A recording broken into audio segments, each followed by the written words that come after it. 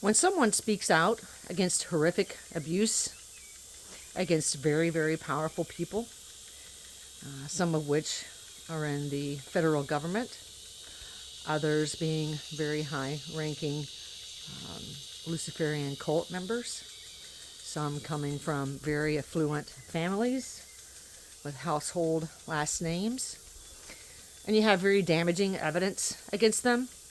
What does one do? You smear the victim. You paint the victim as mentally ill. It's the oldest trick in the book. They've been using that one against women for hundreds of years. Paint the woman as crazy when she speaks out about abuse. That's what's happening to me. I went to the federal government for the last 2 years with names, with evidence of those that have completely dismantled my life, have stripped me of all assets, have made it to where I cannot work. There's a massive smear campaign that I'm violent, that I suppose a pedophile, considering I've been called that through 14 states. It is disgusting. I'm the type of person that would go to prison if someone were hurting a child, especially someone like my own son. Well, my son decided to join the occult. He accepted their offer. And if you look at the Epstein list, which I assume will be a long list of influential people that are involved, they weren't necessarily pedos until they joined the occult. When you join the occult, you agree to mind control. And when you agree to mind control, they get you to do horrific things, such as hurting children, hurting women, just pretty much becoming a violent, miserable, vengeful, hateful person. They do it out of fear because of who runs this world. And they aren't fully human, the ones that run this world. They're all the ones that control our government. They are the ones that control business, banking, manufacturing, medical industry. If you look at the symbol on an ambulance or a pharmacy or even other high-profile logos, it's either a serpent or the logo somehow translates to 666 in gematria. So the world is ran by the 666. And when I got my offer to join the occult, I was told I would be a member of the board of the 666. This is after 4 years of horrific abuse. So my PTSD prior to getting an offer to join them was through the roof. I thought they were crazy. I thought that they were on hardcore drugs. It's before I even knew that demon possession was actually a thing. But you agree to take on an entity and undergo mind control. So now all of a sudden, family, ex-friends are all going along with the narrative that I'm some horrific person. And I haven't changed other than making an ass of myself on social media, demanding that my human rights be recognized, shown some human decency. It has been 6 years of complete BS. We don't have a government. We should stop fighting over left versus right and understand that there are entities that we don't see that control our government. So stop fighting. I stopped voting because I woke up to the fact that every high-level politician, whether you're left or right, is involved in the occult, trained and programmed to go along with an agenda, as is the media, as is every major Fortune 500 company, all part of the 666. We are just pawns. And like I said, I had a chance to be part of that world. I would have been a very, very elite person here, especially in the next couple of years, had I joined them. I'd have had to become a terrible, terrible person to do it. I would have been under mind control and would have done things that I would never do in a million years. Just like most of these celebrities that are doing vile acts probably would have never done the things that they are doing in a million years had they not agreed to join the occult. So you will be hearing horrific things about me, I'm sure, soon enough. that I did sell my soul and became violent in this terrible person, and I get executed for it. This is all about targeting those with an old soul.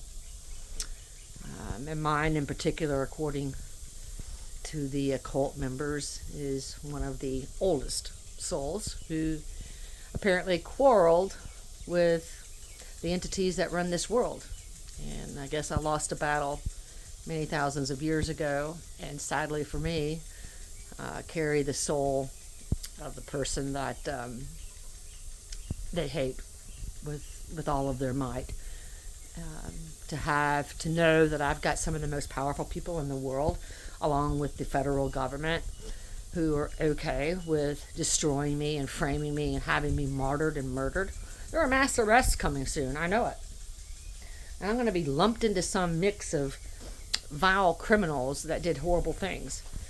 And those that actually know me well and haven't sold out to these monsters know that about me. They know that I've been the one to fight for human rights, women's rights, since I was young. That hasn't changed. The world is messed up, and we are in, quote, end times. This is the Great Reset. They do this every few thousand years, mass depopulation of Earth, and they install new gods. And so you're going to have the reveal of the Anunnaki gods soon. There will be a fake UFO invasion, and then boom. You have humans who have taken on the consciousness of what's called draconians. And they're not fully human. They are the ones that are consuming adrenochrome. They are the ones that are hurting children. And cannibalism. But your friend here, old friend, is that's been abandoned pretty much by everybody that I knew and loved, has just taken a big dump on me. We live in a messed up world, and I truly can't wait for this to be over. My story is one of the cruelest stories I've ever told, and they're not finished yet. I had a very successful career, known for having high integrity, known for being a very, very hard worker, known for defending others, and to fast forward to today, to have them rewrite who I am,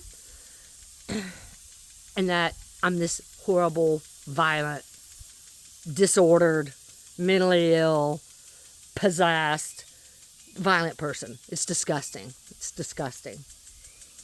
But that's what they do to the light.